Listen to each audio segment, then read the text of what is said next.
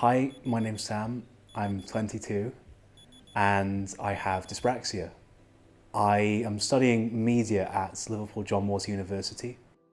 This is a documentary that is going to explore dyspraxia, in which I'm going to meet other people who have dyspraxia and learn more about the condition through these conversations, and hopefully learn a bit more about myself. I wanted to learn more about my diagnosis. To do this, I went to someone who was there throughout the process, my mum.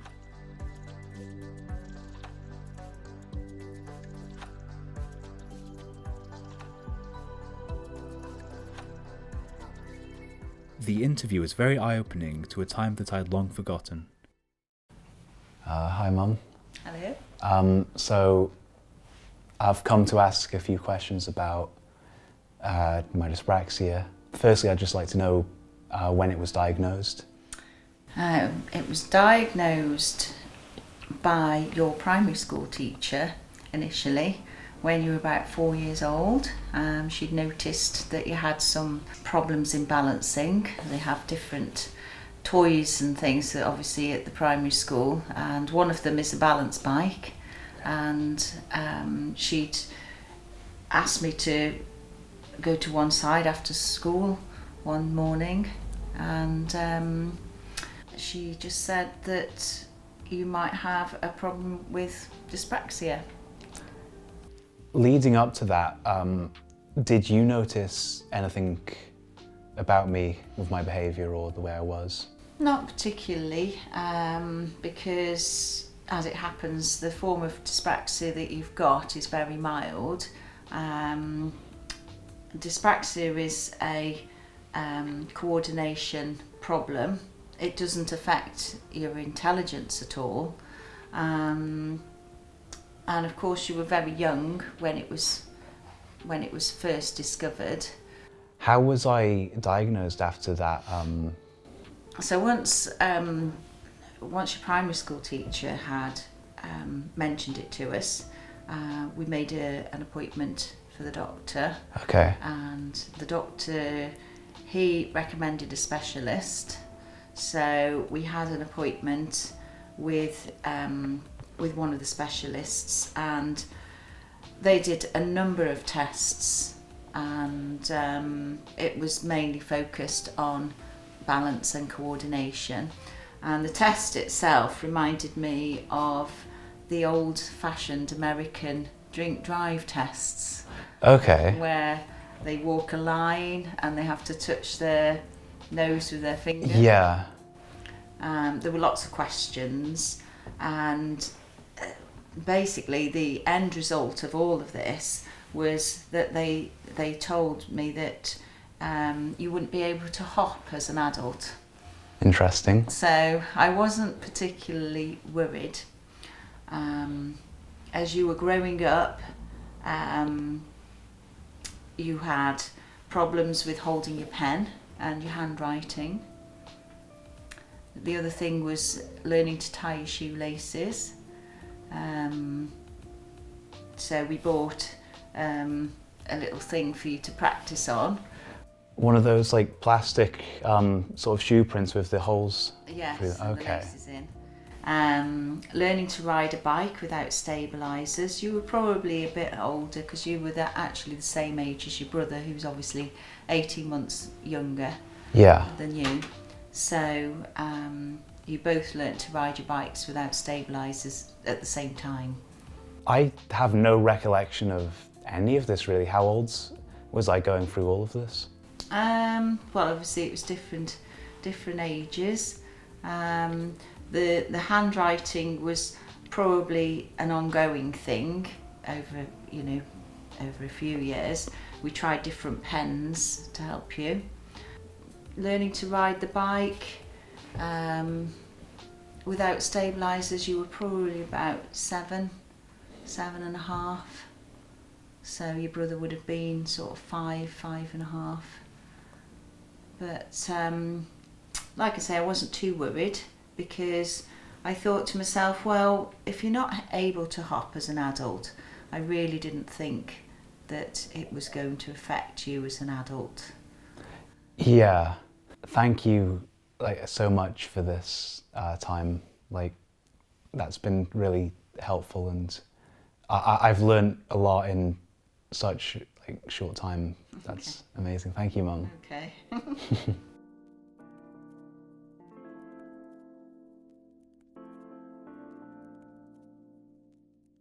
I went to meet Sean Austin Vincent, a student studying music who also has dyspraxia. I wanted to discuss our shared condition and how it affects creating and producing music. Hi Sean, it's nice to meet you. It's nice to meet you too. So, what do you remember about being diagnosed? Well, I think I was diagnosed around 2.5 years ago. It was a long process, I'll put it as that. We started off with the NHS. Yeah. For anyone who wants to get a diagnosis from the NHS, it's a very, very long process. We tried to get a diagnosis when I was about 8 years old.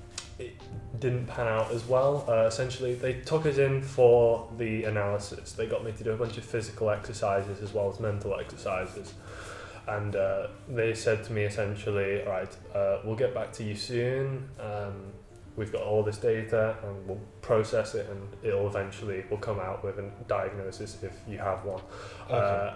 We haven't heard back from them since. Wow. So we had a few more meetings with the GP to try and get another meeting, and eventually we had to essentially pay for it. We had to find like a private psychiatrist who was able to give the diagnosis. This happened around 18, 19 in uni. Yeah. Essentially, they needed the doctor's note if you were to get any support with the actual dyspraxia. And it turned out at the end of it that I had not only dyspraxia, but I had a dyspraxia-dyslexia mix. Okay. So it was a little bit of a shock, but it was nice to at least get the actual diagnosis.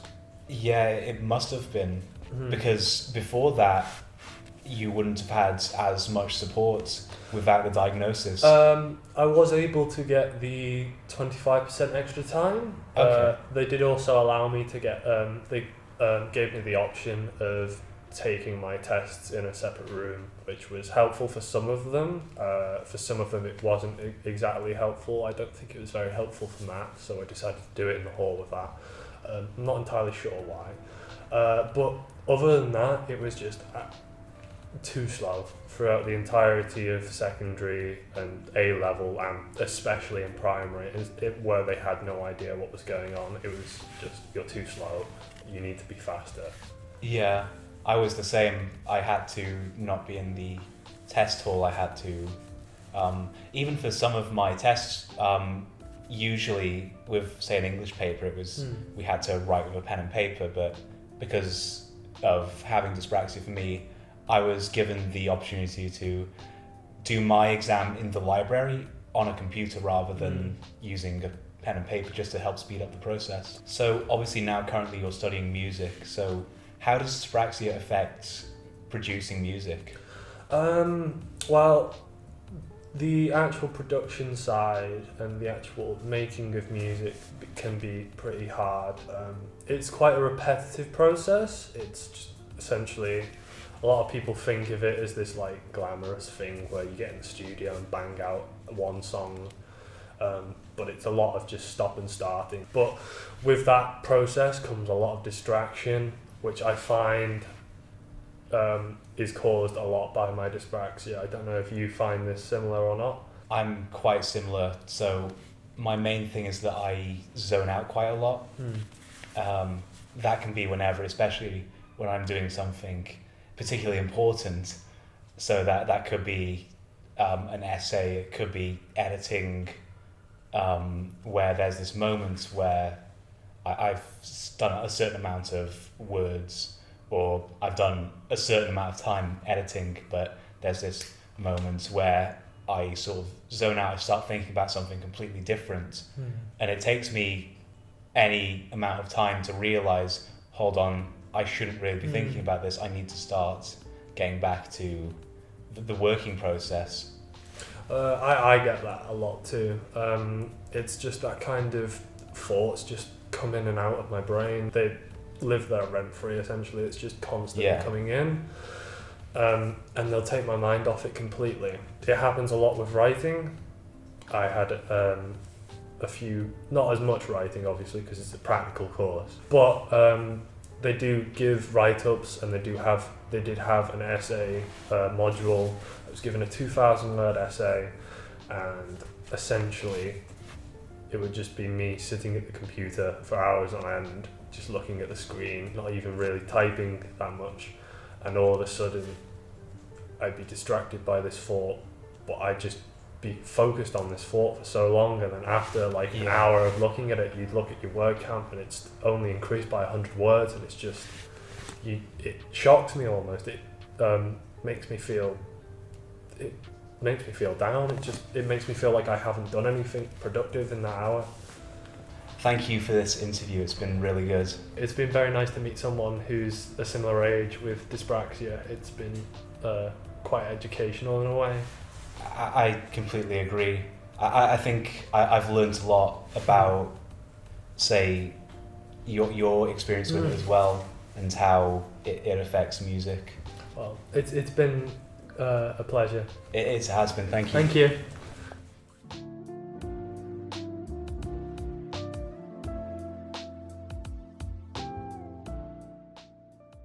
Today I went to see Jodie Myers, a 22-year-old forensics student from Liverpool.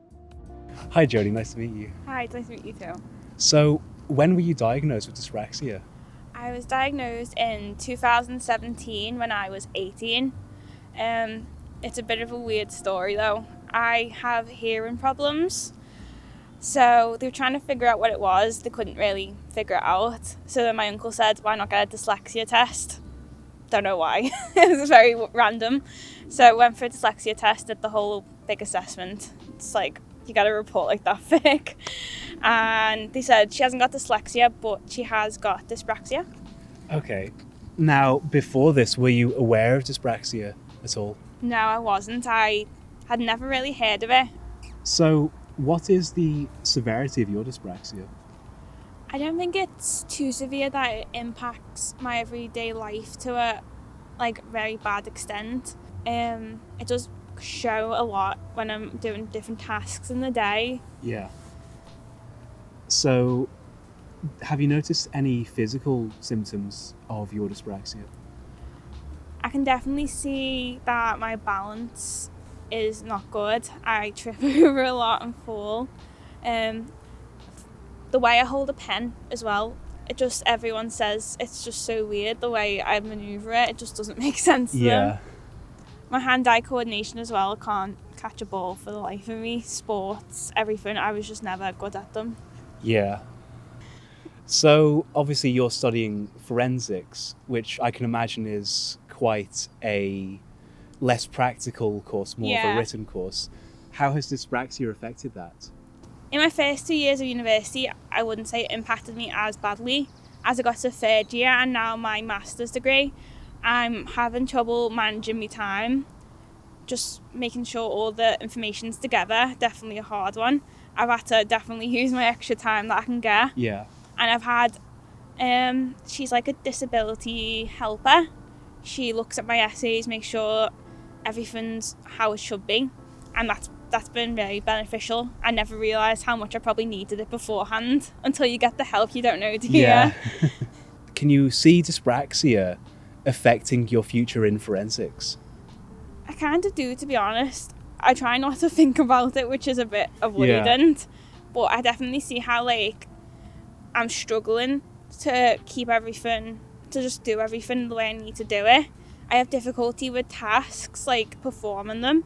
And I know my job, it's not going to be practical all the time, but there are going to be practical elements which I will struggle with.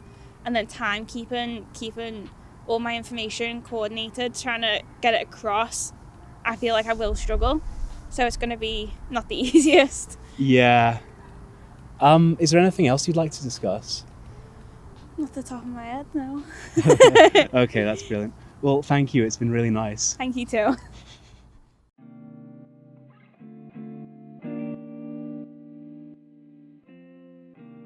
Throughout this journey, I've learnt about the severity of dyspraxia and how lucky I was as dyspraxia can be very debilitating. I'm happy to have met new friends who also have the same condition as me. I'm glad to have contributed to the discussion of dyspraxia with this documentary.